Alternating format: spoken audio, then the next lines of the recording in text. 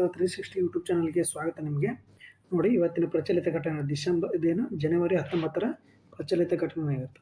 ಯಾವುದು ಪ್ರಜಾವಾಣಿ, ಯಾವುದು ಉದಯವಾಣಿ ಮತ್ತು ಕನ್ನಡಪ್ರಭ ಹಾಗೂ ದ ಹಿಂದೂ ನ್ಯೂಸ್ ಪೇಪರ್ ಹಾಗೂ GK ಟುಡೇ ಹಾಗೂ PIB press bureau information bureau ಇಷ್ಟಿದ್ದು ನಾನು ಕರೆಂಟ್ ಅಫೇರ್ಸ್ ಇವತ್ತು ಕವರ್ ಮಾಡಿರ್ತಕ್ಕಂಥದ್ದು. ನಿಮಗೆ ಕರೆಂಟ್ ಅಫೇರ್ಸ್ ಇಷ್ಟು ಮಾಹಿತಿ ತೊಗೊಂಡು ನಿಮ್ಗೆ ಕರೆಂಟ್ ಅಫೇರ್ಸ್ ಕೊಡ್ತಾ ಇರ್ತೀನಿ. ಇದನ್ನು ಸದುಪಯೋಗ ಪಡ್ಕೊಳ್ಳಿ ಮತ್ತು ನಿಮ್ಮ ಸ್ನೇಹಿತರಿಗೂ ಶೇರ್ ಮಾಡಿ. ಮತ್ತು ಯಾರಿಗೆ ಗೊತ್ತಿಲ್ಲ ಹೇಳಿ, ಫ್ರೀಯಾಗಿ ಇರುತ್ತೆ. ಯೂಟ್ಯೂಬಲ್ಲಿ ಯಾವುದೇ ರೀತಿ ಮೆಂಬರ್ಶಿಪ್ಪು ಏನಿರಲ್ಲ, ಫ್ರೀಯಾಗಿ ಕರೆಂಟ್ ಅಫೇರ್ಸ್ ನೋಡ್ಸಿರುತ್ತೆ. ನಿಮಗೆ ಪಾಯಿಂಟ್ ಮಾಡ್ಕೊಳ್ಳಿ. ಓಕೆ, ಮೊದಲೇ ಕ್ವಶನ್ ನೋಡೋದಾದರೆ ನೋಡಿ, ಇತ್ತೀಚಿನ ಕುವೆಂಪು ಸದ್ಭಾವನಾ ಪ್ರಶಸ್ತಿಯನ್ನು ಯಾರಿಗೆ ನೀಡಿ ಗೌರವಿಸಲಾಯಿತು? ಹಾಗಾದರೆ ಯಾರಿಗೆ ನೋಡಿ, option A BT Lalita Nayak, Shyam Sundar Hegde, Shashidhar Koti, Girija Lokesh. ಯಾರಿಗೆ ನೋಡಿ, ನ್ಯೂಸ್ ಪೇಪರ್ ಯಾವುದು? ಉದಯವಾಣಿ ಆರ್ಟಿಕಲ್ಲು.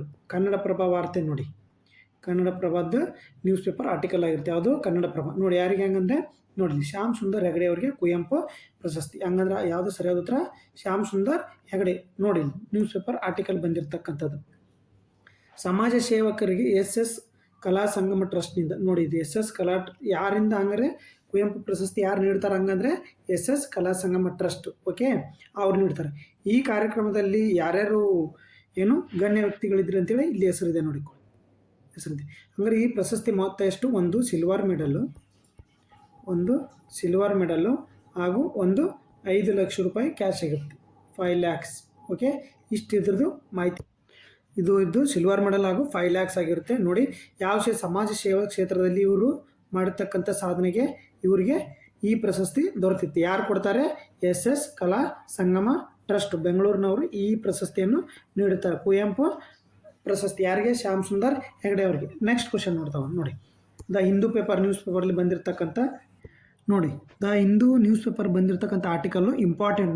ನೋಡಿ ಇಲ್ಲೇನಂತೆ, from the back office to cutting the edge, India emerging to the as hub for the GCCS. ಅಂದರೆ GCCS ನೋಡಿ, ಇದರದ್ದು ಲಾಂಗ್ ಫಾರ್ಮ್ ನೋಡಿ, global capacity centres. Global capacity centres GCC ಅಂದರೆ ಗ್ಲೋಬಲ್ ಕೆಪಾಸಿಟಿ ಸೆಂಟರ್ಸ್. ಇದು ಎದಕ್ಕಂದರೆ important ನೋಡ್ಕೊಳ್ಳಿ, ಯಾಕಂದರೆ important ಇದು. ಇದ್ರೊಳಗಡೆ ಹಾಕಿ ಸ್ಟಿಕ್ ಗ್ರೋತ್ ಅಂತ ಬರುತ್ತೆ. ಈ ಕ್ವಶನ್ ನೋಡಿ, ಇದ್ರದ್ದು ಗ್ಲೋಬಲ್ ಕೆಪಾಬಿಲಿಟಿ ಸೆಂಟರ್ಗಳ ಬೆಳವಣಿಗೆ ಸಂಬಂಧಿಸಿದ ಹಾಕಿ ಸ್ಟಿಕ್ ಬೆಳವಣಿಗೆ ಕಂಡು ಬಂದಿದ್ದು ಯಾವ ಸಮಯದ ನಂತರ? ಅಂದರೆ ಇತ್ತೀಚೆಗೆ ಮೋದಿಯವರು ಏನು ಮಾಡಿದ್ರು ಅಂದರೆ, ಇದು ಏನಾಗಿ GSS ಸೆಂಟರ್ ಆಗಿ ಹಬ್ಬಾಗಿ ಬೆಳೀತಾ ಇದೆ ಭಾರತ ಅಂತೇಳಿ ಒಂದು ಹೇಳಿಕೆಯನ್ನು ಕೊಟ್ಟರು ದೆಹಲಿ ಒಳಗಡೆ. ಹಂಗಾರೆ GSS ಅಂದರೆ ಏನು ಗೊತ್ತಾಯ್ತು ನಿಮಗೆ? Global capability centre. ಹಂಗಂದರೆ ಹಿಂಗಂದ್ರೆ ಏನಂತ ಕೇಳ್ತೀನಿ ನಿಮ್ಗೆ. ಗ್ಲೋಬಲ್ ಕೆಪಾಬಿಲಿಟಿ ಸೆಂಟರ್ ಅಂದರೆ ನಿಮ್ಗೆ ಅರ್ಥ ಆಯ್ತಾ? MNC ಕಂಪ್ನಿಗಳು ಅರ್ಥ ಆಯ್ತಾ? MNC IT ಕಂಪ್ನಿಗಳಿಗೆ ಗ್ಲೋಬಲ್ ಏನಂತಾರೆ? ಕೆಪಾಬಿಲಿಟಿ ಸೆಂಟರ್ ಅಂತ ಕರೀತಾರೆ. ಗೊತ್ತಾ? ಕೆಪಾಬಿಲಿಟಿ ಸೆಂಟರ್ ಅಂತ ಕರೀತಾರೆ. ಈಗ MNC ಕಂಪ್ನಿಗಳು, IT ಕಂಪ್ನಿಗಳು ಹೆಚ್ಚಾಗಿದಾವೆ. COVID-19 ಡಿಜಿಟಲೀಕರಣ ಆಗಿಂದ ಅತಿ ಹೆಚ್ಚಾಗಿದಾವೆ. ಅದು ಇದನ್ನು ಕೇಳ್ತಕ್ಕಂಥದ್ದು. ಯಾವಾಗ ಹಂಗಂದ್ರೆ ಆಪ್ಷನ್ ಎ 1991ರ ಆರ್ಥಿಕ ಸುಧಾರಣೆ ನಂತರ ಬೆಳ್ಕೊಂಡ್ವ, ಅಥವಾ ಅದು 2008 ಆರ್ಥಿಕ ಕುಸಿತದ ನಂತರನ, COVID-19 ಸಾಂಕ್ರಾಮಿಕ ನಂತರನ, 2000 ಬಿಕ್ಕಟ್ಟಿನ ನಂತರನ. ನೋಡಿ, ಸರಿಯಾದ ಉತ್ತರ ಬಂದ್ಬಿಡು ಸ್ನೇಹಿತರೆ. ಕೋವಿಡ್ ಸಾಂಕ್ರಾಮಿಕ ರೋಗಿನ ನಂತರ ನಮಗೆ GSS ಕೆಪಾಬಿಲಿಟಿ ಸೆಂಟರ್ಗಳು ನಮಗೇನು ಜಾಸ್ತಿ ಆದವು ಅಂತ. ಯಾವ ಹಬ್ಬಾಗಿ ಬೆಳೀತಾ ಇದೆ ನಮ್ಮ ಭಾರತ? ನೋಡಿ, GSS ಹಬ್ಬಾಗಿ ಬೆಳೀತಿದೆ, GCC ಹಬ್ಬಾಗಿ ಬೆಳೀತಾ ಇದೆ. GCC ಅಂದರೆ ಗ್ಲೋಬಲ್ ಕೆಪಾಬಿಲಿಟಿ ಸೆಂಟರ್. ಹಾಕಿ ಸ್ಟಿಕ್ ಗ್ರೋತ್ ಅಂದರೆ ಹೇಳ್ತೀನಿ ಕೇಳಿ. ನೆಕ್ಸ್ಟ್ ಹಾಕಿ ಸ್ಟಿಕ್ ಗ್ರೋತ್ ಅಂದರೆ ಇಲ್ಲಿದೆ ನೋಡಿ ಇದ್ರ ಎಕ್ಸ್ಪ್ಲನೇಷನ್ ನೋಡಿ. COVID-19 ಸಾಂಕ್ರಾಮಿಕ ನಂತರ ಜಾಗತಿಕ ಕಂಪನಿಗಳು ತಮ್ಮ ಕಾರ್ಯಾಚರಣೆ ಡಿಜಿಟಲೀಕರಣಗೊಂಡಿದ್ದು ಮುಂತಾದ ಇದರಲ್ಲಿ ಭಾರತದಲ್ಲಿ GCCಗಳ ಸ್ಥಾಪನೆಗಳ ಕ್ಷಿಪ್ರ ಏರಿಕೆ ಹಾಕಿ ಸ್ಟಿಕ್ ಗ್ರೋತ್ ಕಂಡು ಬಂದಿದೆ ಎಂದು ತಜ್ಞರು ಅಭಿಪ್ರಾಯಪಟ್ಟಿದ್ದಾರೆ. ನೋಡಿ, ಹಾಕಿ ಸ್ಟಿಕ್ ಗ್ರೋತ್ ಅಂದರೆ ನೋಡಿ, ಇದು ಹಾಕಿ ಸ್ಟಿಕ್ ಈ ಥರ ಬರುತ್ತಾ? ಹಾಕಿ ಸ್ಟಿಕ್ ನೋಡಿ, ಫಸ್ಟು ಸ್ಟಾರ್ಟ್ ಆಗಿರುತ್ತೆ ಇಲ್ಲಿ ನೋಡಿ, ಇಲ್ಲಿ ಸ್ಟೆಬಿಲಿಟಿ ಇರುತ್ತೆ, ಏನು ಗ್ರೋತು, ಏನು ಎಕನಾಮಿಕ್ ಗ್ರೋತ್ ಹೇಳ್ತಾ ಇರೋದು. ಇಲ್ಲಿ ಗ್ರೋತ್ ಆಗಿದ್ದು, ಇಲ್ಲಿಂದ ಇದು ಗ್ರೋತ್ ಇನ್ಫ್ಲೂಯೆನ್ಸ್ ನೋಡಿ, ಗ್ರೋತ್ ಇನ್ಫ್ಲೂಯೆನ್ಸ್ ಅಂಡ್ ಪಾಯಿಂಟ್. ಇಲ್ಲಿಂದ ಗ್ರೋತ್ ಹಾಕುವಂಥ ಸ್ಟ್ರೇಟ್ ಗ್ರೋತ್ ಜಾಸ್ತಿ ಹಾಕುವಂಥ ಫಸ್ಟ್ ಸ್ಟೆಬಿಲಿಟಿ ಗ್ರೋತು. ಈ ಥರ ನಮ್ಮದು GCC ಸೆಂಟರ್ಗಳು ಗ್ರೋತ್ ಆಗಿದೆ. ಅದಕ್ಕೆ ಹಾಕಿ ಸ್ಟಿಕ್ ಗ್ರೋತ್ ಅಂತ ಕರೀತಾರೆ. ನಮ್ಮದು ಭಾರತದ ಮೊದಲು ಹಿಂಗೆ ಸ್ಟೇಬಲ್ ಇತ್ತು ಆರ್ಥಿಕತೆ, ಬರಬಾರ್ದು ಹಿಂಗೆ ಇರ್ತಲ್ಲ, ಇದು ಹಾಕಿ ಸ್ಟಿಕ್ ಗ್ರೋತ್ ಅಂತ ಕರೀತಾರೆ ಸ್ನೇಹಿತರೆ. ಇದನ್ನು ಹಾಕಿ ಸ್ಟಿಕ್ ಗ್ರೋತ್ನು ಕೇಳ್ಬೋದು. ಓಕೆ ನೋಡಿ, ಫಸ್ಟ್ ಹಂಗಾರೆ GCC ಸೆಂಟರ್ ನೋಡಿ, ಚಿಪ್ ಮೇಕರ್ ಸಂಸ್ಥೆಯಾದ ಟೆಕ್ಸಾಸ್ ಇನ್ವೆಸ್ಟ್ಮೆಂಟ್ಸ್ 1984ರಲ್ಲಿ ಬೆಂಗಳೂರಿನ ತನ್ನ ಸಂಶೋಧನಾ ಕೇಂದ್ರವನ್ನು ಸ್ಥಾಪಿಸುವ ಮೂಲಕ ಭಾರತದಲ್ಲಿ GCC ಸಂಸ್ಕೃತಿಗೆ ಅಡಿಪಾಯ ಹಾಕಿತ್ತು ನೋಡಿ. ಹಂಗಾರೆ ಮೊದಲ GCC ಸೆಂಟರ್ ಎಲ್ಲಿ ಸ್ಥಾಪನೆ ಆಯಿತು? ಬೆಂಗಳೂರಾಗ. ಯಾವ ಸಂಸ್ಥೆ? Texas instruments. ಓಕೆ, 1984ರಲ್ಲಿ. ವರದಿ ಪ್ರಕಾರ ಕಳೆದ 40 ವರ್ಷಗಳಲ್ಲಿ ಭಾರತವು ಕೇವಲ ಬ್ಯಾಕ್ ಆಫೀಸ್ ಕೆಲಸಗಳಿಂದ ಕಟ್ಟಿಂಗ್ಸ್ ಎಡ್ಜ್ ತಂತ್ರಜ್ಞಾನ ಹಬ್ ಆಗಿ ಬೆಳೆದಿದೆ. ಪ್ರಸ್ತುತ ಭಾರತದಲ್ಲಿ ಎಷ್ಟು ಸೆಂಟರ್ ಇದಾವೆ? MNC IT ಕಂಪ್ನಿಗಳಂದರೆ 1800ಕ್ಕೂ ಹೆಚ್ಚು GCCಗಳಿದ್ದು ಪ್ರತಿ ವಾರ ಕನಿಷ್ಠ ಒಂದು ಕೇಂದ್ರವು ಸ್ಥಾಪನೆ ಆಗುತ್ತೆ ನೋಡೋದು. ಪ್ರತಿ ವಾರ ಒಂದು GCC ಸೆಂಟರ್ ಸ್ಥಾಪನೆ ಆಗುತ್ತೆ ಅಂತೇಳಿ ವರದಿ ಪ್ರಕಾರ ಹೇಳುತ್ತೆ. ಇದರ ಅರ್ಥ ಆಯ್ತಾ ನಿಮಗೆ? GCC ಅಂದರೆ ಏನು ಹೇಳು? ಆಕಿ ಗ್ರೋತ್ ಅಂದರೆ ಏನು ಹೇಳು? ಯಾವ ಹಬ್ಬಾಗಿ ಬೆಳೀತಿದೆ ಭಾರತ ಗೊತ್ತಾಯ್ತಾ? ಇದು ಯಾವ paper? The Hindu newspaper ಆರ್ಟಿಕಲಿಂದ ಬಂದಿರತಕ್ಕಂಥದ್ದು ಮಾಹಿತಿ ಆಗಿರುತ್ತೆ. ಓಕೆ, ನೆಕ್ಸ್ಟ್ ನೋಡಿ, ಇದು ಇಂಪಾರ್ಟೆಂಟ್ ಕಾಯ್ದೆ. ಇದು ಕರ್ನಾಟಕಕ್ಕೆ ಸಂಬಂಧಪಟ್ಟಿರ್ತಕ್ಕಂಥ ಕಾಯ್ದೆ ಆಗಿರುತ್ತೆ ನೋಡಿ. ಇದು ಇಂಪಾರ್ಟೆಂಟ್ ಕಾಯ್ದೆ ಆಗಿರುತ್ತೆ. ಮರ್ಯಾದೆ ಹತ್ಯೆ ತಡೆಗಟ್ಟಲು ಕರ್ನಾಟಕ ಸರ್ಕಾರ ಜಾರಿಗೆ ತರಲು ಉದ್ದೇಶಿಸಿರುವ ಹೊಸ ಮಸೂದೆ ಹೆಸರು ಏನಾಗಾದ್ರೆ ನೋಡಿ. ಇತ್ತೀಚೆಗೆ ಹುಬ್ಳಿಯಲ್ಲಿ ಇನಾಮ್ ಹಿರಾಪುರ್ ಅಂತ ಐತೆ. ಇನಾಮ್ ಹಿರಾಪುರಲ್ಲಿ ಹುಬ್ಳಿಯಲ್ಲಿ ಒಂದು ಏನು ಲಿಂಗಾಯತ ಹುಡುಗಿ ಮತ್ತು SCದ ಹುಡುಗ ಅವರು ಮದುವೆ ಆಗಿ ಹೋಗಿದ್ರು. ಅವ್ರದ್ದು ಏನು ಕೊಲೆ ಆಯಿತು. ಅವ್ರ ತಂದೆಯವರು ಆ ಹುಡುಗಿನ ಕೊಲೆ ಮಾಡಿದ್ವಿ. ಅಲ್ಲಿಂದ ಮರ್ಯಾದೆ ಹತ್ಯೆ ಅಂತೇಳಿ ಒಂದು ಕಾನೂನು ತಂದರು. ಅದು ಇದ್ರದ್ದು ಇನ್ಫಾರ್ಮೇಷನ್ ಆಗಿರುತ್ತೆ. ಓಕೆ, ಇದು ನಿಮಗೆ ನ್ಯೂಸ್ ಇದ್ದು ಗೊತ್ತಿರಲಿ. ಏನೋ ನೋಡಿ, ಯಾವುದು? ಕರ್ನಾಟಕ ವಿವಾಹ ರಕ್ಷಣಾ ಕಾಯ್ದೆ 2026, ಕರ್ನಾಟಕ ವಿವಾಹ ಸ್ವಾತಂತ್ರ್ಯ ಮತ್ತು ಗೌರವ ಮತ್ತು ಸಂಪ್ರದಾಯದ ಹೆಸರಿನಲ್ಲಿ ಅಪರಾಧಗಳ ನಿಷೇಧ ಮಸೂದೆ 2026, ಯುವ ನಮ್ಮವ ಕುಟುಂಬಿಕ ರಕ್ಷಣಾ ಕಾಯ್ದೆ, ಕರ್ನಾಟಕ ಅಂತರ್ಜಾತೀಯ ವಿವಾಹ ಪ್ರೋತ್ಸಾಹ ಕಾಯ್ದೆ. ನೋಡ, ಇಲ್ಲಿ ಆರ್ಟಿಕಲ್ ಬಂದಿದೆ. ಯಾವುದು? ಪ್ರಜಾವಾಣಿ ನ್ಯೂಸ್ ಪೇಪರ್ ಬಂದಿರತಕ್ಕಂಥ ಇದು ಆರ್ಟಿಕಲ್ ನೋಡಿ. ಇದಕ್ಕೆ ಸರಿಯಾದ ಉತ್ತರ ಯಾವುದು ಗೊತ್ತಾ? ಮರ್ಯಾದೆ ಹತ್ಯೆ ತಡೆಗಟ್ಟಲು ಕರ್ನಾಟಕ ಸರ್ಕಾರ ಯಾವ ಕಾಯ್ದೆ ತಂದಿದೆ ಗೊತ್ತಾ? ಉದ್ದೇಶಿಸುವ ಹೊಸ ಕಾಯ್ದೆ ಮಸೂದೆ ಅಂದರೆ ಏನು ಗೊತ್ತಾ? ಕರ್ನಾಟಕ ವಿವಾಹ ಸ್ವಾತಂತ್ರ್ಯ ಮತ್ತು ಗೌರವ ಸಂಪ್ರದಾಯ ಹೆಸರಿನಲ್ಲಿ ಅಪರಾಧಗಳ ನಿಷೇಧ ಮಸೂದೆ 2026 ನೋಡಿ. ಈ ಕಾಯ್ದೆ ನೋಡಿ ಇಂಪಾರ್ಟೆಂಟು, ನೆನ್ಪಿಟ್ಕೊಳ್ಳಿ. ಈ ಮುಂಬರ್ತಕ್ಕಂಥ ಎಕ್ಸಾಮ್ಗಳಲ್ಲಿ ಇಂಪಾರ್ಟೆಂಟ್ ಆಗಿರುತ್ತೆ, ನೆನ್ಪಿಟ್ಕೊಳ್ಳಿ. ಯಾವುದು? ಕರ್ನಾಟಕ ವಿವಾಹ ಸ್ವಾತಂತ್ರ್ಯ ಮತ್ತು ಗೌರವ ಮತ್ತು ಸಂಪ್ರದಾಯ ಹೆಸರಿನಲ್ಲಿ ಅಪರಾಧಗಳ ನಿಷೇಧ ಮಸೂದೆ 2026. ಓಕೆ, ನೋಡಿ ಇದು ಏನು ಎಕ್ಸ್ಪ್ಲನೇಷನ್ ನೋಡಿ. ಇದಕ್ಕೆ ಏನೇನು ದಂಡ ಪರಿಹಾರ ಮಾಡ್ಯಾರ. ಈ ಥರ ನೀವು ಏನಾರು ಮಾಡಿದ್ರಿ ಅಂದರೆ ಇಂಟರ್ ಕಾಸ್ಟ್ ಮದುವೆ ಆದವ್ರನ್ನ ಏನಾರು ಹತ್ಯೆ ಮಾಡಿದರೆ ಎಷ್ಟು ವರ್ಷ? 10 ವರ್ಷ ಕಠಿಣ ಜೈಲು, 3 ಲಕ್ಷ ರೂಪಾಯಿ ದಂಡ. ಮರ್ಯಾದೆ ಹತ್ಯೆ ತಡೆಗೆ ಇವ ನಮ್ಮವ ಕಾನೂನು. ಯಾವ ಕಾನೂನು? ಅದು ಕಾನೂನು ಹೆಸರು ಏನಂಗಾರೆ ಇವ ನಮ್ಮವ ಕಾನೂನು. ಆ ಕಾನೂನು ಹೆಸರು ಮಸೂದೆ ಮಾಡ್ಯಾರ. ಹಂಗಾರೆ ಕಾನೂನು ಯಾವುದು? ಇವ ನಮ್ಮವ ಕಾನೂನು. ರಾಜ್ಯದಲ್ಲಿ ಮರ್ಯಾದೆ ಹತ್ಯೆ ಮತ್ತಿತರ ಸಂಬಂಧ ಅಪರಾಧ ತಡೆಗಟ್ಟಲು ನಿಟ್ಟಿನ ಪ್ರತ್ಯೇಕ ಕಾನೂನು ಜಾರಿಗೆ ತರಲು ರಾಜ್ಯ ಸರ್ಕಾರ ಗಂಭೀರ ಚಿಂತನೆ ನಡೆಸಿದ್ದು ನೋಡು.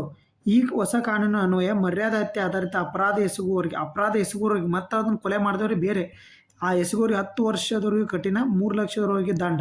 ಓಕೆ, ಇಷ್ಟನ್ನು ಮಾಡಿರ್ತಾರೆ ನೋಡಿ. ಇದು ಏನೇನು ಒಳಗೊಂಡೈತೆ ನೋಡಿಲಿ, ಇಷ್ಟು ನೋಡಿಲಿ ನೋಡಿ. ಇದು ನಮ್ಮವ ಕಾನೂನು. ಇಲ್ಲಿ ನೋಡಿ, 12ನೇ ಶತಮಾನದ ಸಮಾಜ ಸುಧಾರಕ ಬಸವಣ್ಣವರ ಪ್ರಸಿದ್ಧ ವಚನವಾದ ಇವ ನಮ್ಮ ಕಾನೂನು ಎಂದು ಕರೆಯಲಾಗಿತ್ತು. ಅಂದರೆ ಬಸವಣ್ಣವರ ವಚನದಿಂದ ತೊಗೊಂತಿರ್ತಕ್ಕಂಥ ಕಾನೂನು ನೋಡಿದ್ದು. 12ನೇ ಶತಮಾನದ ಬಸವಣ್ಣವರ ವಚನದಿಂದ ತೊಗೊಂತಿರ್ತಕ್ಕಂಥದ್ದು. ಹಾಗಾದ್ರೆ ಇನ್ನೊಂದು ಇಂಪಾರ್ಟೆಂಟ್ ನೋಡ್ತಕ್ಕಂಥದ್ದು ಇಲ್ಲಿ ನೋಡಿ. ಇಂಪಾರ್ಟೆಂಟ್ ಏನು ಗೊತ್ತಾ? ಎಲ್ಲರೂ ಸಹ ತಮ್ಮ ಜೀವನ ಮೇಲೆ ಸ್ವಾಯತ್ತತೆ ಹಕ್ಕನ್ನು ಹೊಂದಿರುತ್ತಾರೆ. ಇದರಲ್ಲಿ ಸ್ವಾತಂತ್ರ್ಯದ ಹಕ್ಕನ್ನು, ಅಭಿವ್ಯಕ್ತಿ ಸ್ವಾತಂತ್ರ್ಯ ಮತ್ತು ತಮ್ಮ ಆಯ್ಕೆಯ ವ್ಯಕ್ತಿಯನ್ನು ಮದುವೆ ಆಗುವ ಸ್ವಾತಂತ್ರ್ಯವನ್ನು ಸೇರಿಸಿದೆ. ಇವರಿಬ್ಬರು ಮದುವೆ ಒಪ್ಪಿಕೊಂಡ ಬಳಿಕ ಪೋಷಕರು ಕುಟುಂಬ, ಜಾತಿ ಅಥವಾ ಕುಲದ ಬಗ್ಗೆ ಒಪ್ಪಿಗೆ ಅಗತ್ಯವಿಲ್ಲ ಎಂದು ಸೆಕ್ಷನ್ 3(3) ವಿವರಿಸುತ್ತದೆ ನೋಡಿ. ಸೆಕ್ಷನ್ 3 ಮತ್ತು 3 ಏನು ವಿವರಿಸುತ್ತದೆ ಈ ಪ್ಯಾರಾಗ್ರಾಫು ನೋಡಿ. ಈ ಕಾಯ್ದೆಯನ್ನು ಕೇಳ್ತಾರೆ. ಯಾವುದು? BNS ಕಲಾಂ. ಇದು BNS ಕಲಾಂ. ಈಗ ಹೊಸದಾಗಿ IPS ಏನು ಇಂಡಿಯನ್ ಪೀನಲ್ ಕೋಡ್ ಬದಲಿಗೆ BNS ತಂದಿರತಕ್ಕಂಥದ್ದು. ಓಕೆ, ಇವೆಲ್ಲ ನಿಮಗೆ ಗೊತ್ತಿರಬೇಕು.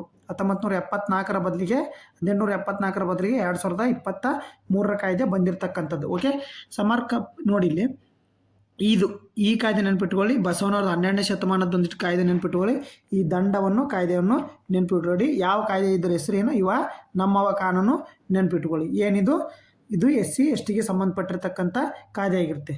ಓಕೆ, ಇಷ್ಟು ಈ ಪೇಪರ್ನಲ್ಲಿ ಇಷ್ಟು ನೀವು ನೆನ್ಪಿಟ್ಕೋಬೇಕು. ಓಕೆ, ನೆಕ್ಸ್ಟ್ ಕ್ವಶನ್ ನೋಡಿಲಿ. ಇತ್ತೀಚೆಗೆ ಯಾವ ಸಂಸ್ಥೆಗೆ 2025 ಕರ್ನಾಟಕದ ಯಾವ ಸಂಸ್ಥೆಗೆ 2025 grow care India environment excellence ಪ್ರಶಸ್ತಿ ಲಭಿಸಿದೆ? ಯಾವುದು? ಕರ್ನಾಟಕದ ಯಾವ ಸಾರಿಗೆ ಸಂಸ್ಥೆಗೆ ಅಂತ ಕೇಳಿದಾರೆ ಅವರು. BMTCಗಿನ, KSRTC, KSRTC ಅಂದರೆ ಕಲ್ಯಾಣ ಕರ್ನಾಟಕ, ನೀವು KSRTC ಅಂದರೆ ವಾಯುವ್ಯ ಕರ್ನಾಟಕ ಸ್ಟೇಟ್ ಏನು ಇದು ದಕ್ಷಿಣ ಭಾರತದ ಕರ್ನಾಟಕ ಸಾರಿಗೆ, ದಕ್ಷಿಣ ಕರ್ನಾಟಕದ ರಸ್ತೆ ಸಾರಿಗೆ. ಓಕೆ, ಯಾವ ಸಾರಿಗೆ ಹಾಗಾದ್ರೆ ನೋಡಿ? ಕರ್ನಾಟಕ ರಾಜ್ಯ ರಸ್ತೆ ಸಾರಿಗೆ ನಿಗಮಕ್ಕೆ ನೋಡಿ KSRTCಗೆ ಸಿಕ್ಕಿರ್ತಕ್ಕಂಥದ್ದು. ನೋಡಿ ನಮ್ಮ ಕರ್ನಾಟಕದಲ್ಲಿ ಎಲ್ಲವೂ KSRTC ಅಲ್ಲ, ಅದರೊಳಗೆ BMTC ಬರುತ್ತೆ, KSRTC ಬರುತ್ತೆ, ನ್ಯೂ KSRTC ಬರುತ್ತೆ, KSRTC ಬರುತ್ತೆ. ಈಗ ಪ್ರಸ್ತುತಿ ಲಭಿಸಿರೋದು KSRTCಗೆ. ಓಕೆ, ನೋಡಿ ಇಲ್ಲಿ ಯಾರು ಕೊಟ್ಟಿದ್ದಾರೆ ನೋಡಿ. ಕರ್ನಾಟಕ ರಾಜ್ಯ ರಸ್ತೆ ಸಾರಿಗೆ ನಿಗಮದಲ್ಲಿ ಪರಿಸರ ಸ್ನೇಹಿ ಉಪಕ್ರಮ ಯಶಸ್ವಿ ನಿರ್ವಹಣೆಗೆ 2025 grow care India environment excellence ಅವಾರ್ಡನ್ನು ಲಭಿಸಿದೆ. ಸಾರಿಗೆ ಸಂಸ್ಥೆ ರಾಜ್ಯದಲ್ಲಿ ಪರಿಸರ ಮೂಡಿಸುವ ತನ್ನದೇ ಆದ ಪಾತ್ರ ವಹಿಸಿದೆ. ಪರಿಸರ ಬಗ್ಗೆ ಜಾಗೃತಿ ಮೂಡಿಸುವುದು ಇದರ ಕರ್ತವ್ಯ. ನೋಡಿ, ಇದನ್ನ ಯಾರು grow care India environment excellence ಪ್ರಶಸ್ತಿ ನೀಡಿ ಗೌರವಿಸಲಾಗಿದೆ. ಅದು ಬಸ್ಸುಗಳ ಪರಿಸರ ಚಿತ್ರಗಳನ್ನು ರಾರಾಜಿಸುವಂತೆ ಮಾಡಿರ್ತಕ್ಕಂಥದ್ದು. ಓಕೆ, ಇದು ನೋಡಿ ದೆಹಲಿಯ ಯಾರು ಕೊಟ್ಟಿದ್ದಾರೆ, ದೆಹಲಿಯ ಏರೋ ಸಿಟಿಯಲ್ಲಿ ನಡೆದ ಸಮಾರಂಭದಲ್ಲಿ ರಾಷ್ಟ್ರೀಯ ಪ್ರಾಧಿಕಾರ ನಿರ್ದೇಶಕಿ ಮೃಣಾಲಿಯಾ ಶ್ರೀವಾಸ್ತವ್ ಅವರಿಂದ ಸಾರಿಗೆ ಸಂಸ್ಥೆ ಪರವಾಗಿ ಚಿತ್ರದುರ್ಗ ವಿಭಾಗೀಯ ನಿಯಂತ್ರಣಾಧಿಕಾರಿ K. ವೆಂಕಟೇಶ್ ಅವರು ಜನವರಿ 17 ದೆಹಲಿಯಲ್ಲಿ ಪ್ರಶಸ್ತಿಯನ್ನು ಸ್ವೀಕರಿಸಿದರು. ಇದರದ್ದು ಇಷ್ಟು ಮಾಹಿತಿ. ದೆಹಲಿಯಲ್ಲಿ ನಡೆದ ಸಾರಿಗೆ ಸಂಸ್ಥೆಯ ಒಂದು ಸಮ್ಮೇಳನ ಯಾರು ನೀಡಿದರು, ಮೃಣಾಲಿ ಶ್ರೀವಾಸ್ತವ್ ಅವರು. ಓಕೆ, ಅವರಿಂದ ಸಾರಿಗೆ ಸಂಸ್ಥೆ ಪರವಾಗಿ ಚಿತ್ರದುರ್ಗ ವಿಭಾಗದ ನಿಯಂತ್ರಕರು ಇಸ್ಕೊಂಡ್ಬಂದಿದ್ದಾರೆ. ಓಕೆ, KSRTC ಅವರಿಗೆ ಸಿಕ್ಕಿರ್ತಕ್ಕಂಥದ್ದು ದಕ್ಷಿಣ ಕರ್ನಾಟಕದ ಸಾರಿಗೆ ಸಂಸ್ಥೆ ಇದು ಕರ್ನಾಟಕದಲ್ಲಿ. ಓಕೆ, ನೆಕ್ಸ್ಟ್ ನೋಡಿ 2026 ಇಂಡಿಯಾ ಓಪನ್ ಬ್ಯಾಡ್ಮಿಂಟನ್ ಟೂರ್ನಮೆಂಟ್ ಮಹಿಳೆಯರ ಸಿಂಗಲ್ಸ್ ಪ್ರಶಸ್ತಿಯನ್ನು ಗೆದ್ದವರು ಯಾರು? ವಾಂಗ್ಜಿ, ಅನ್ ಸೆ ಯಂಗ್, PV ಸಿಂಧು, ತೈಸುನ್ ಇಂಗ್. ಯಾರಂಗಂದ್ರೆ ನೋಡಿ ಇಲ್ಲಿ ನ್ಯೂಸ್ ಪೇಪರ್ ಆರ್ಟಿಕಲ್ ಬಂದಿರತಕ್ಕಂಥದ್ದು, ಇದು ಪ್ರಜಾವಾಣಿಯಾಗಿರುತ್ತೆ. ನೋಡಿ ಯಾರಂಗಂದ್ರೆ ಸರಿಯಾದ ಉತ್ತರ ಅನ್ ಸೆ ಯಂಗ್ ಅವರು. ನೋಡಿ ಎಕ್ಸ್ಪ್ಲನೇಷನ್ ಯಾವ ದೇಶದವ್ರು ನೋಡಿ ಅವರಿಗೆ ಪ್ರಶಸ್ತಿ. PV ಸಿಂಧು ಅವರು ಸೆಮಿಫೈನಲಲ್ಲಿ ಪರಾಜಿತಗೊಂಡಿರ್ತಾರೆ. ಓಕೆ, ಸೆಮಿಫೈನಲ್ ನೋಡಿ ನ್ಯೂಸ್ ಪೇಪರ್ ಆರ್ಟಿಕಲ್. ಹೊಸ ದಿಲ್ಲಿ ಜನವರಿ 18 2 ಬಾರಿ ಏಷ್ಯನ್ ಚಾಂಪಿಯನ್ ಹಾಗೂ ತನ್ನ ಎದುರಾಳಿಯ ವಾಂಗ್ಜಿಯನ್ ಅವರು ಮನುಷ್ಯದ ಯಾರು ಎದುರಾಳಂದ್ರೆ ಎದುರಾಳಿನೂ ನೆನ್ಪಿಟ್ಕೋಬೇಕು ಯಾರು ನೀವು. ಏಷ್ಯಾದ 2 ಬಾರಿ ಚಾಂಪಿಯನ್ ಅವರು ಯಾರು? ವಾಂಗ್ ಜಿ ಅವರು ಮನುಷ್ಯದ. ಯಾನ್ ಸೆ ಯಂಗ್ ಅವರು 2026 ಆವೃತ್ತಿ ಇಂಡಿಯಾ ಓಪನ್ ಬ್ಯಾಡ್ಮಿಂಟನ್ ಟೂರ್ನ ಮಹಿಳಾ ಸಿಂಗಲ್ಸ್ ಪ್ರಶಸ್ತಿಯನ್ನು ಗೆದ್ದಿದ್ದಾರೆ. ಓಕೆ, ಇವ್ರು ನೋಡು ಯಾರನ್ನ ವಾಂಗ್ಜಿ ಇವರು ಎದುರಾಳಿ ನೆನ್ಪಿಟ್ಕೋಬೇಕು. ಇಂಡಿಯಾ ಓಪನ್ ಮಹಿಳೆ ಸಿಂಗಲ್ಸ್ ಪ್ರಶಸ್ತಿ ಗೆದ್ದವ್ರು ಯಾರಂದರೆ ಯಾನ್ ಸೆ ಯಂಗ್. ಓಕೆ, ಇನ್ನೊಂದಿದ್ರೆ ಏನು ನೆನ್ಪಿಟ್ಕೋಬೇಕು, ಯಾರ ವಿರುದ್ಧ? ಚೀನಾದ GE ವಿರುದ್ಧ ಹೆಡ್ ಟು ಹೆಡ್ ಇವರು ಗಳಿಸಿದಿರ್ತಕ್ಕಂಥ ಏನೇದಾಗಿರುತ್ತೆ ಗೆಲುವಾಗಿರುತ್ತೆ. ಇದನ್ನ ಯಾನ್ ಸೆ ಯಂಗ್. ಓಕೆ, ನೆಕ್ಸ್ಟ್ ಕ್ವಶನ್ ನೋಡೋಣ. ನೋಡಿ, ಇನ್ಸ್ಪೆಕ್ಟರ್ ಚಂದನಾ ಸಿನ್ಹಾ ಅವರಿಗೆ ಭಾರತೀಯ ರೈಲ್ವೆ ನೀಡುವ ಯಾವ ಪ್ರಶಸ್ತಿ ನೀಡಿ ಗೌರವಿಸಲಾಯಿತು? ಇದು ಏನು ಪ್ರಜಾವಾಣಿ ನ್ಯೂಸ್ ಪೇಪರ್ ತಕ್ಕಂಥ ಆರ್ಟಿಕಲ್. ಓಕೆ, ನೋಡಿ ಅತಿ ವಿಶಿಷ್ಟ ರೈಲು ಸೇವಾ ಪುರಸ್ಕಾರ, ರೈಲು ಸೇವಾ ರತ್ನ, ರಾಷ್ಟ್ರೀಯ ಪೊಲೀಸ್ ಪದಕ, ಶೌರ್ಯ ಚಕ್ರ. ಯಾವುದು ಸರಿಯಾದ ಉತ್ತರ ಬಂದ್ಬಿಟ್ಟು ಯಾವುದು? ಅತಿ ವಿಶಿಷ್ಟ ರೈಲು ಸೇವಾ ಪದಕ. ನೋಡಿ ಯಾವುದು? ಅತಿ ವಿಶಿಷ್ಟ ರೈಲು ಸೇವಾ ಪದಕ. ನೋಡಿದ್ರೆ ಏನೇನು ನೆನ್ಪಿಡ್ಬೇಕಂದ್ರೆ ಇವರು ಯಾವ ಏನಿದು RPFನ ಅಧಿಕಾರಿ ಆಗಿರ್ತಾರೆ, ರೈಲ್ವೆ ಅಧಿಕಾರಿ ಆಗಿರ್ತಾರೆ. ಇವರು ಯಾವ ಸ್ಟೇಟ್ನರಂದರೆ ಉತ್ತರ ಪ್ರದೇಶ. ಅವರು 1500ಕ್ಕೂ ಹೆಚ್ಚು ಮಕ್ಕಳನ್ನ ಸಂರಕ್ಷಣೆ ಮಾಡಿರ್ತಾರೆ. ಯಾರು ರೈಲ್ವೆ ವಿಶಿಷ್ಟ ಪದಕ ಪಡೆದುಕೊಂಡಿರ್ತಾರೆ. ಇದು ಇಷ್ಟು 3 ಪಾಯಿಂಟು ನೆನ್ಪಿಟ್ಟವ್ರು ಇವ್ರ ಬಗ್ಗೆ. ಎಷ್ಟು? 1500 ಮಕ್ಕಳನ್ನ. ಯಾವ ರಾಜ್ಯದವರಾಗಾದರೆ ಉತ್ತರ ಪ್ರದೇಶದವರು. ಹಾಗಾದರೆ ಯಾವ ಪದಕ ಸಿಕ್ಕೈತಿ ಇವ್ರಿಗೆ? ರೈಲ್ವೆ ವಿಶಿಷ್ಟ ಪದಕ. ಓಕೆ, ಅತ್ಯುತ್ತಮ ರೈಲ್ವೆ ವಿಶಿಷ್ಟ ಪದಕ. ಓಕೆ, ಇಷ್ಟು ನೆನ್ಪಿಟ್ಕೊಡಿ. ನೆಕ್ಸ್ಟ್ ಕ್ವಶನ್ ನೋಡಿ, 2024-25 ಸಾಲಿನ ಪ್ರಧಾನಮಂತ್ರಿ ಫಸಲ್ ಬಿಮಾ ಯೋಜನೆ ಅನುಷ್ಠಾನದಲ್ಲಿ ಕರ್ನಾಟಕ ರಾಜ್ಯವು ದೇಶದಲ್ಲಿ ಎಷ್ಟನೇ ಸ್ಥಾನ ಪಡೆದಿದೆ? ಹಾಗಾದರೆ 1ನೇ ಸ್ಥಾನ, 2ನೇ ಸ್ಥಾನ, 3ನೇ ಸ್ಥಾನ, 4ನೇ ಸ್ಥಾನ. ಎಷ್ಟನೇ ಸ್ಥಾನ ಹಾಗಾದರೆ ನೋಡಿ news paper Kannadaprabha news paper 2ನೇ ಸ್ಥಾನ. ಹಾಗಾದ್ರೆ 1ನೇ ಸ್ಥಾನ ಯಾವುದಾಗಾದ್ರೆ ನೋಡಿ. ಓಕೆ, 1ನೇ ಸ್ಥಾನ ಬಂದ್ಬಿಟ್ಟು ಮಹಾರಾಷ್ಟ್ರ. ನೋಡಿ 1ನೇ ಸ್ಥಾನ ಮಹಾರಾಷ್ಟ್ರ. ಹಂಗಾರೆ ಫಸಲ್ ಬಿಮಾ ಯೋಜನೆ ಯಾವಾಗ ಸ್ಟಾರ್ಟ್ ಆಯ್ತು? ಹಾಗಾದರೆ ಫಸಲ್ ಬಿಮಾ ಯೋಜನೆ ಯಾವಾಗ ಸ್ಟಾರ್ಟ್ ಆಯ್ತು ಅಂದರೆ 2016 ಫೆಬ್ರವರಿ 18. ಇದು ಕೇಂದ್ರ ನಿಯೋಜಿತ ಒಂದು ಯೋಜನೆ ಆಗಿರುತ್ತೆ. ಓಕೆ, ಇದೇನು ಕೇಂದ್ರ ನಿಯೋಜಿತ ಯೋಜನೆ ಆಗುತ್ತೆ. 2016 ಫೆಬ್ರವರಿ 18ರಂದು ಏನು ಈ ಯೋಜನೆಯನ್ನು ಎಸ್ಟಾಬ್ಲಿಷ್ ಮಾಡಿರ್ತಾರೆ. ಓಕೆ, ಇಲ್ಲಿದೆ ನೋಡಿ ಮಾಹಿತಿ. ಪ್ರಧಾನಮಂತ್ರಿ ಫಸಲ್ ಬಿಮಾ ಯೋಜನೆ 2024-25 ಸಾಲಿನಷ್ಟು ರಾಜ್ಯದ ಕೃಷಿ ಇಲಾಖೆ ದೇಶದಲ್ಲಿ ದ್ವಿತೀಯ ಸ್ಥಾನ ದೊರೆತಿದೆ. ಯೋಜನೆ ಅನುಷ್ಠಾನ ಒಟ್ಟಾರೆ ಪ್ರಗತಿಯಲ್ಲಿ ಕರ್ನಾಟಕ ಮುಂಚೂಣಿ ಇದ್ದು ಪ್ರಶಸ್ತಿ ಸಂಧಿ 27.04166 ರೈತರು ಬೆಳೆ ವಿಮೆ ನೋಂದಣಿ ಮಾಡಿದ್ದು 11,85,645 ರೈತರು 2,094 ಕೋಟಿ ರು ಕ್ಲೇಮ್ ಮಾಡಿದ್ದಾರೆ. ಯೋಜನೆ ಸಮರ್ಪಕ ಅನುಷ್ಠಾನ ಕೇಂದ್ರ ಕೃಷಿ ಸಚಿವಾಲಯ, ರೈತರ ಕಲ್ಯಾಣ ಸಚಿವಾಲಯ, ಕೃಷಿ ಇಲಾಖೆ ಪ್ರಶಂಸನಾ ಪತ್ರ ನೀಡಿದೆ. ಇಷ್ಟು ಮಾಹಿತಿ ಆಗಿರುತ್ತೆ. ಯಾವುದು? MH first Maharashtra. ಇದೇನು 2016 ಫೆಬ್ರವರಿ 18ರಂದು ಈ ಯೋಜನೆ ಸ್ಟಾರ್ಟ್ ಆಗಿರುತ್ತೆ. ಓಕೆ, ಇಷ್ಟು ಮಾಹಿತಿ ಗೊತ್ತಿರಲಿಲ್ಲ. ಕೇಂದ್ರ ನಿಯೋಜಿತ ಯೋಜನೆ ಆಗಿರುತ್ತೆ. ಇಲ್ಲೊಂದು ನೋಡಿ. ನೆಕ್ಸ್ಟು ಏನು ಪ್ರಜಾವಾಣಿ ನ್ಯೂಸ್ ಪೇಪರ್ ಅಂತಕ್ಕಂಥದ್ದು ನೋಡಿ. ಏನಂದರೆ ಶ್ರೀಲಂಕಾದಲ್ಲಿ ಸಂಭವಿಸಿದ ಪ್ರಕೃತಿ ವಿಕೋಪ ನಂತರ ಮಾನವೀಯ ನೆರವು ಮತ್ತು ಮೂಲಸೌಕರ್ಯ ಪುನರ್ನಿರ್ಮಾಣಕ್ಕೆ ಭಾರತ ಸರ್ಕಾರ ಆರಂಭಿಸಿದ ಕಾರ್ಯಾಚರಣೆ ಹೆಸರೇನು? ಆಪರೇಷನ್ ಮೈತ್ರಿ ನೋಡಿ. ಹಾಗಾದ್ರೆ ಆಪರೇಷನ್ ಸಾಗರ್ ಬಂದು ಆಪ್ಷನ್ ಶ್ರೀಲಂಕಾ, ಆಪರೇಷನ್ ಸ್ನೇಹ ನೋಡಿ. ಸರಿಯಾದ ಉತ್ತರ ಬಂದ್ಬಿಟ್ಟು ಸ್ನೇಹಿತರೆ ಆಪರೇಷನ್ ಸಾಗರ್ ಬಂದು ಇದು 2025ರಲ್ಲಿ ಸ್ಟಾರ್ಟ್ ಮಾಡಿರ್ತಕ್ಕಂಥ ಒಂದು ಏನು ಆಪರೇಷನ್ ಆಗಿರುತ್ತೆ ನೋಡಿ. ಆಪರೇಷನ್ ಮೈತ್ರಿ ನೇಪಾಳ ಭಾರತದಲ್ಲಿ ಏನು ಶ್ರೀಲಂಕಾದಲ್ಲಿ ಫ್ಲಡ್ ಆಗಿತ್ತು, ಇದು ನೇಪಾಳದಲ್ಲಿ ಫ್ಲಡ್ ಆಗಿರುತ್ತಲ್ಲ, ಅಲ್ಲಿ ಆಪರೇಷನ್ ಮೈತ್ರಿ ಎಂಬ ಭಾರತದ ಸಹಾಯ ಹಸ್ತ ಆಗಿರುತ್ತೆ ಆಪರೇಷನ್ ಮೈತ್ರಿ. ಓಕೆ, ಇಲ್ಲಿ ನೋಡಿ ಆಪರೇಷನ್ ಸಾಗರ್ ಬಂದು ಕಳೆದ ವರ್ಷ ನೋಡಿ. ಈ ಮಾಹಿತಿ ಜಾಸ್ತಿ ಏನು ಬೇಡ ಇದರಲ್ಲಿ, ಏನು ಮಾಹಿತಿ ಅಷ್ಟೇ ನೋಡಿ. ಕಳೆದ ವರ್ಷ ದಿತ್ವಾ ಚಂಡಮಾರುತ ಅಬ್ಬರದಿಂದ ಶ್ರೀಲಂಕಾದ ಭಾರೀ ಮಳೆ, ಪ್ರವಾಹ, ಭೂಕುಸಿತ ಹಾಗೂ ದೊಡ್ಡ ಮಟ್ಟದ ಮೂಲಸೌಕರ್ಯ ಹಾನಿ ಸಂಭವಿಸಿದೆ. ಅದು ದಿತ್ವಾ ಚಂಡಮಾರುತ. ಓಕೆ, ನವೆಂಬರ್ದ ಕೇಂದ್ರ ಸರ್ಕಾರ ಆಪರೇಷನ್ ಸಾಗರ್ ಬಂದರೂ ಅನಾವರಣಗೊಳಿಸಿತ್ತು. ಕಾರ್ಯಾಚರಣೆ ಮಾನವೀಯ ನೆರವನ್ನು ಮತ್ತು ವಿಪತ್ತು ಪರಿಹಾರ, ರಸ್ತೆ ಹಾಗೂ ಸೇತುವೆ ನಿರ್ಮಾಣ ಸೇರಿ ಅಗತ್ಯ ಸೇವೆಗಳನ್ನು ಪೂರೈಸಿತ್ತು. ಅದರ ಸಲುವಾಗಿ ಈಗ ದ್ವಿತೀಯ ಬಯಲು ಬ್ರಿಡ್ಜನ್ನು ಕಟ್ಟಿಕೊಟ್ಟಿದೆ. ಓಕೆ, ನೆರೆಯ ರಾಷ್ಟ್ರಗಳ ಅಫ್ಘಾನಿಸ್ತಾನ, ಬಾಂಗ್ಲಾದೇಶ, ಭೂತಾನ್, ಮಯನ್ಮಾರ್ ಹಲವು ಯೋಜನೆ ಭಾರತ ಸಕ್ರಿಯ ಅಭಿವೃದ್ಧಿ ಪಾಲುದಾರಿ ಹೊಂದಿದ್ದು ಪರಸ್ಪರ ಲಾಭದಾಯಕ ಜನಾಧಾರಿತ ಪ್ರಾದೇಶಿಕ ಮತ್ತು ಸಮೃದ್ಧಿಕೋನ ಈ ಕೇಂದ್ರ ಸರ್ಕಾರ ಈ ಕೆಲಸವನ್ನು ಮಾಡುತ್ತೆ. ದಿತ್ವಾ ಚಂಡಮಾರುತ ನೋಡಿ ಪರಿಣಾಮ ಕಳೆದುಕೊಂಡ ತಿಂಗಳು. ದಿತ್ವಾ ಚಂಡಮಾರುತ ಬಗ್ಗೆ ನೀವು ಸ್ವಲ್ಪ ಮಾಹಿತಿ ನೋಡಿ. ದಿತ್ವಾ ಚಂಡಮಾರುತ ಇದಕ್ಕೆ ಯಮನ್ ಹೆಸರಿಟ್ಟಿರ್ತೀವಿ ನೋಡಿ. ಏನು ದಿತ್ವಾ ಚಂಡಮಾರುತಕ್ಕೆ ಹೆಸರಿಟ್ಟಿರ್ತಕ್ಕಂಥದ್ದು ಯಾವುದು? ಯಮನ್ ನೋಡಿ. ಯಮನ್ ದಿತ್ವಾ ಅಂತೇಳಿ ಹೆಸರಿಟ್ಟಿರ್ತಿದ್ದು ನವೆಂಬರ್ 26ರಲ್ಲಿ ಇದು ಭಾರತದ ಕರಾವಳಿ ಯಾವ ಚೆನ್ನೈ ಮತ್ತು ತಮಿಳುನಾಡು ಮತ್ತು ಆಂಧ್ರ ಪ್ರದೇಶದ ಗಡಿಯಲ್ಲಿ ಕೋರಮಂಗಲ ತೀರ ಅಂತ ಕರಿತೀವಿ ನಾವು. ಕೋರಮಂಗಲ ತೀರಕ್ಕೆ ಅಪ್ಪಳಿಸಿಕೊಂಡಿದ್ದು ನಮ್ಮ ಭಾರತಕ್ಕೂ ಹಾನಿಯನ್ನು ಉಂಟು ಮಾಡುತ್ತೆ. ಇದು ಯಾವ ಪ್ರದೇಶದಲ್ಲಿ ಅಂದರೆ ಹಿಂದೂ ಮಹಾಸಾಗರ ನೋಡಿ. ಹಿಂದೂ ಮಹಾಸಾಗರದಲ್ಲಿ ಹುಟ್ಟಿಕೊಂಡಿರ್ತಕ್ಕಂಥ ಒಂದು ಚಂಡಮಾರುತ ಆಗಿರುತ್ತೆ. ಇದ್ರ ಬಗ್ಗೆ ಇಷ್ಟು ಮಾಹಿತಿ ನಿಮಗೆ ಗೊತ್ತಿರಲಿ. ಯಮನ್ನು ಇದಕ್ಕೆ ಹೆಸರು ಕೊಟ್ಟಿರುತ್ತೆ. ಓಕೆ, ನೆಕ್ಸ್ಟ್ ಕ್ವಶನ್ ನೋಡಿ. ವಿಶ್ವದ ಅತ್ಯಂತ ದುಬಾರಿ ಮಾವಿನ ತಳಿ ಎಂದು ಕರೆಯಲ್ಪಡುವ ಮಿಯಾಜಾಕಿ ಮೂಲದ ಯಾವ ದೇಶ ಸೇರಿದೆ? Bharat, Thailand, Japan, Brazil. ಯಾವುದು? ಜಪಾನ್ ನೋಡಿ. ಇದಕ್ಕೆ ಇಂಪಾರ್ಟೆಂಟ್ ನೋಡಿ. ಹಣ್ಣು ಅತಿ ದುಬಾರಿ ಮಾವಿನ ಹಣ್ಣು ಆಗಿರುತ್ತೆ ನೋಡಿ.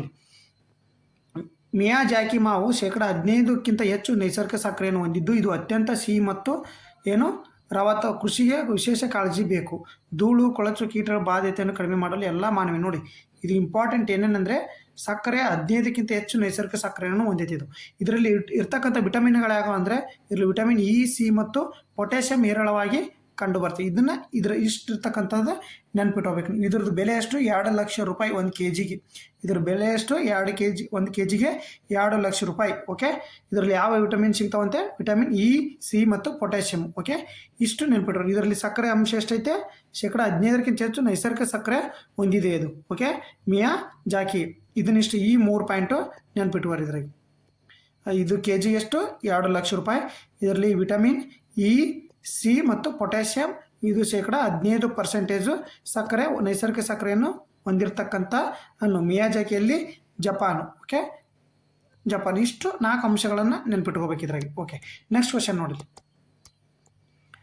2025-26ನೇ ಸಾಲಿನ ವಿಜಯ ಹಜಾರೆ ಟ್ರೋಫಿಯನ್ನು ಗೆದ್ದ ತಂಡ ಯಾವುದು? ಸೌರಾಷ್ಟ್ರ, ವಿದರ್ಭ, ಕರ್ನಾಟಕ, ಮುಂಬೈ. ಯಾವುದು? ವಿದರ್ಭ ತಂಡ ನೋಡಿ. ಯಾವುದು? ಸೌರಾಷ್ಟ್ರವನ್ನು ಸೋಲಿಸಿ ವಿದರ್ಭ ತಂಡ ಏನಾಗೈತೆ? ವಿಜಯಶಾಲಿ ಆಗೈತೆ. ಓಕೆ, ನೋಡಿ ವಿದರ್ಭಕ್ಕೆ ವಿಜಯ ಹಜಾರೆ ಕಿರೀಟ. ಫೈನಲ್ನಲ್ಲಿ ಸೌರಾಷ್ಟ್ರ ವಿರುದ್ಧ ಜಯ, ಚೊಚ್ಚಲ ಕಪ್ಪು. ಈ ಸರಿ ಮೊದಲನೇ ಕಪ್ಪು ನೋಡಿ. ಅತಿ ಹೆಚ್ಚು ವಿದರ್ಭ ತಂಡ ವಿಜಯ ಹಜಾರೆ ರಾಷ್ಟ್ರೀಯ ಏಕದಿನ ಟೂರ್ನಿಯಲ್ಲಿ ಚೊಚ್ಚಲ ಬಾರಿ ಟ್ರೋಫಿ ಗೆದ್ದ. ಫೈನಲ್ ಸೌರಾಷ್ಟ್ರ ವಿರುದ್ಧ ವಿದರ್ಭ 38 ರನ್ಗಳು ಗಳಿಸಿತ್ತು. ಓಕೆ, ಮೊದಲ ಬ್ಯಾಟ್ ಮಾಡಿದ ವಿದರ್ಭ. ಇದನ್ನ ನೋಡಿ, ಇದರಲ್ಲಿ ಅಥರ್ ಟೈಡ್ ಹೆಚ್ಚಿಗೆ ರನ್ 317 ರನ್ ಗಳಿಸಿದ್ದಕ್ಕಂಥವ್ರು ಅಥರ್ ಟೈಡ್. ಇದನ್ನ ನೆನ್ಪಿಡ್ಬೇಕು. ಯಾರು ಅತಿ ಹೆಚ್ಚು ರನ್ ಗಳಿಸಿರ್ತಕ್ಕಂಥವ್ರು? Author Tide. ಯಾರು ಗೆದ್ದಿರೋದು ಹಂಗಾರೆ? ವಿದರ್ಭ. ಯಾರ ಜೊತೆ? ಸೌರಾಷ್ಟ್ರ. ಅಲ್ಲೇ ಸೌರಾಷ್ಟ್ರನ ಸೋಲಿಸ್ಬಿಟ್ಟು ವಿದರ್ಭ ಗೆದ್ದಿರ್ತಕ್ಕಂಥದ್ದು. ಈ 3 ಪಾಯಿಂಟು ಇದರಲ್ಲಿ ನೆನ್ಪಿಟ್ಟರು. ಇದು ಏಕದಿನ 50 ಓವರಿನ ಮ್ಯಾಚ್ ಇದು. ಓಕೆ, 50 ಓವರಿನ ಮ್ಯಾಚ್ ಇರುತ್ತೆ. ಓಕೆ ನೋಡಿ. ಹಾಗಾದರೆ ಯಾವುದು? The Hindu newspaper article ನೋಡಿ. The Hindu newspaper article ನೋಡಿಲಿ ಸ್ಟೇಟ್ ಬಗ್ಗೆ ನೋಡಿ. ಸೆಮ್ನೋಳಿ ಸಾಹಿತ್ಯ ಪ್ರಶಸ್ತಿಯನ್ನು ಎಷ್ಟು ಭಾಗಗಳಿಗೆ ಅತ್ಯುತ್ತಮ ಸಾಹಿತ್ಯ ಕೃತಿಗಳನ್ನು ನೀಡಲಾಗುತ್ತದೆ ಮತ್ತು ಇದರ ನಗದು ಬಹುಮಾನ ಎಷ್ಟು? ನೋಡಿ, ಸೆಮ್ನೋಳಿ ಸಾಹಿತ್ಯ ಪ್ರಶಸ್ತಿ ಅಂತ ಇತ್ತೀಚೆಗೆ ತಮಿಳುನಾಡಿನ ಸ್ಟಾಲಿನ್ ಅವರು ಏನು ಮಾಡಿದ್ದಾರೆ? ಘೋಷಣೆ ಮಾಡಿದ್ದಾರೆ. ಎದರ ಸಂಬಂಧ? ಕೇಂದ್ರ ಸರ್ಕಾರ ಹಿಂದಿ ಏರಿಕೆ ಅಂತೇಳಿ ಅದರ ವಿರೋಧವಾಗಿ ಹಿಂದಿಯನ್ನು ಹೊರತುಪಡಿಸಿ ಉಳಿದ 7 ಭಾಷೆಗೆ ನಾವು ಪ್ರಶಸ್ತಿ ಕೊಡ್ತೀವಿ ಅಂತ ಹೇಳ್ಬಿಟ್ಟು ತಮಿಳುನಾಡಿನ ಮುಖ್ಯಮಂತ್ರಿ ಆಗಿರ್ತಕ್ಕಂಥ ಸ್ಟಾಲಿನ್ ಅವರು ಈ ಸಾಹಿತ್ಯ ಪ್ರಶಸ್ತಿಯನ್ನು ಘೋಷಣೆ ಮಾಡಿದ್ದಾರೆ. ಹಂಗಂದ್ರೆ ಎಷ್ಟು ಹಾಗಾದರೆ ನೋಡಿ, 5 ಭಾಷೆಗಳು 10 ಲಕ್ಷ, 7 ಭಾಷೆಗಳು 5 ಲಕ್ಷ, ಆಪ್ಷನ್ ಸಿ 8 ಭಾಷೆಗಳು 2 ಲಕ್ಷ, 10 ಭಾಷೆಗಳು 1 ಲಕ್ಷ. ಸರಿಯಾದ ಉತ್ತರ ಯಾವ ಸ್ನೇಹಿತರೆ ಅಂದ್ರೆ ಇದಕ್ಕೆ 7 ಭಾಷೆಗಳಿಗೆ 5 ಲಕ್ಷ ರೂಪಾಯಿ, ತಲಾ 5 ಲಕ್ಷ ರೂಪಾಯಿ. ನೋಡಿದ್ದ ಹಿಂದೂ ನ್ಯೂಸ್ ಪೇಪರಲ್ಲಿ ಆರ್ಟಿಕಲ್ ಆಗಿರ್ತಕ್ಕಂಥದ್ದು. ನೋಡಿ ಯಾವ ಭಾಷೆ ನೋಡಿ, ತಮಿಳು, ತೆಲುಗು, ಕನ್ನಡ, ಮಲಯಾಳಂ, ಒಡಿಯಾ, ಬೆಂಗಾಳಿ ಮತ್ತು ಮರಾಠಿ ಸೇರಿದಂತೆ ಒಟ್ಟು 7 ಭಾಷೆಗಳಿಗೆ ಅತ್ಯುತ್ತಮ ಕೃತಿಗಳಿಗೆ ತಲಾ 5 ಲಕ್ಷ ರೂಪಾಯಿ ನಗದು ಬಹುಮಾನದೊಂದಿಗೆ ಈ ಪ್ರಶಸ್ತಿಯನ್ನು ಪ್ರತಿ ವರ್ಷ ನೀಡುವುದೆಂದು ಘೋಷಿಸಿದ್ದಾರೆ ಅವರು ತಮಿಳುನಾಡು. ಓಕೆ, ಇತ್ತೀಚೆಗೆ ಯಾವ ಪ್ರಶಸ್ತಿ ಆಗೋದಿದು? ಶಮ್ನೋಳಿ ಸಾಹಿತ್ಯ ಪ್ರಶಸ್ತಿಯನ್ನು ಪ್ರಾರಂಭಿಸಿದ ರಾಜ್ಯ ಯಾವುದು ಅಂತ ಕೇಳ್ಬೋದು, ತಮಿಳುನಾಡು. ಎಷ್ಟು ಭಾಷೆಗಳು? 7 ಭಾಷೆಗಳು. ಎಷ್ಟು ಪ್ರಶಸ್ತಿ? ತಲಾ 5 ಲಕ್ಷ. ಓಕೆ, ಇಷ್ಟು the Hindu newspaper article ಬಂದಿದೆ, ನೋಡ್ಕೊಳ್ಳಿ. ಹಂಗಂದ್ರೆ ಈ ಕ್ವಶನ್ಗೆ ನೀವು ಕಮೆಂಟ್ ಮೂಲಕ ಆನ್ಸರ್ ಮಾಡಬೇಕು. ನೋಡ್ತೀನಿ ಎಷ್ಟು ಮಂದಿ ಕಮೆಂಟ್ ಮಾಡಿ. ಒಬ್ಬರು ಮಾಡ್ಯಾರಂತೆ ಬಿಡಬೇಡಿ, ಕಮೆಂಟ್ ಮಾಡಿ. ನಿಮ್ಗೇನಾದ್ರು ಡೌಟ್ ಇದ್ದರೆ ಬೇಕಾದ್ರೆ ಅಲ್ಲೇ ಕಮೆಂಟಲ್ಲಿ ಕೇಳಿ. ಬೇಕಾದ್ರೆ ಇನ್ಮೇಲೆ ನನ್ನ ಟೆಲಿಗ್ರಾಮಲ್ಲಿ ಟೆಲಿಗ್ರಾಮಲ್ಲಿ ಪ್ರೊಫೈಲಿಗೆ ಹೋಗಿ ನನ್ನ ಲಿಂಕ್ ಸಿಗುತ್ತೆ, ಅಲ್ಲಿ ಮೆಸೇಜ್ ಮಾಡಿ ನಿಮ್ಗೇನಾದ್ರು ಡೌಟ್ ಇದ್ದರೆ. ಓಕೆ, ಎಷ್ಟು ಭಾರತ ಪೋಲಿಯೋ ಮುಕ್ತ ರಾಷ್ಟ್ರವಾಗಿ ಯಾವಾಗ ಘೋಷಣೆ ಮಾಡೈತೆ ಅಂತೇಳಿ ಕಮೆಂಟ್ ಮಾಡಿ. ಮತ್ತು ಇದ್ರಾಗ ಸರಿಯಾದ ಆಪ್ಷನ್ ಯಾವುದು ನೋಡ್ಕೊಳ್ಳಿ. ನೋಡಿ, ಆಪ್ಷನ್ ಎ 10 ವರ್ಷ, ಆಪ್ಷನ್ ಬಿ 12 ವರ್ಷ, ಆಪ್ಷನ್ ಸಿ 15 ವರ್ಷ, ಆಪ್ಷನ್ ಡಿ 20 ವರ್ಷ. ಯಾವುದಾಗಾದ್ರೆ ನೋಡಿ, ಇದು ಎ, ಇದು ಬಿ, ಇದು ಸಿ, ಇದು ಡಿ. ಎಷ್ಟು ವರ್ಷ ಆಯಿತು ಪೋಲಿಯೋ ಮುಕ್ತ ರಾಷ್ಟ್ರ ಅಂತ ಘೋಷಿಸಿ? ಎಷ್ಟು ವರ್ಷ ಆಯಿತು, ಯಾವ ವರ್ಷ? ಕಮೆಂಟ್ ಬಾಕ್ಸಲ್ಲಿ ನಿಮ್ಮ ಕಮೆಂಟ್ ಮೂಲಕ ತಿಳಿಸಿ. ನೋಡಿ, ಪೋಲಿಯೋ ಮುಕ್ತ ರಾಷ್ಟ್ರವಾಗಿ ಎಷ್ಟು ವರ್ಷ ಅಂತೇಳಿ ತಿಳಿಸಿ. ಓಕೆ, ಎಷ್ಟು ವರ್ಷ ನೋಡಿ, ಯಾವ ವರ್ಷ ಅಂತಲೂ ತಿಳಿಸಿ. ನಮಸ್ಕಾರ ಸ್ನೇಹಿತರೆ.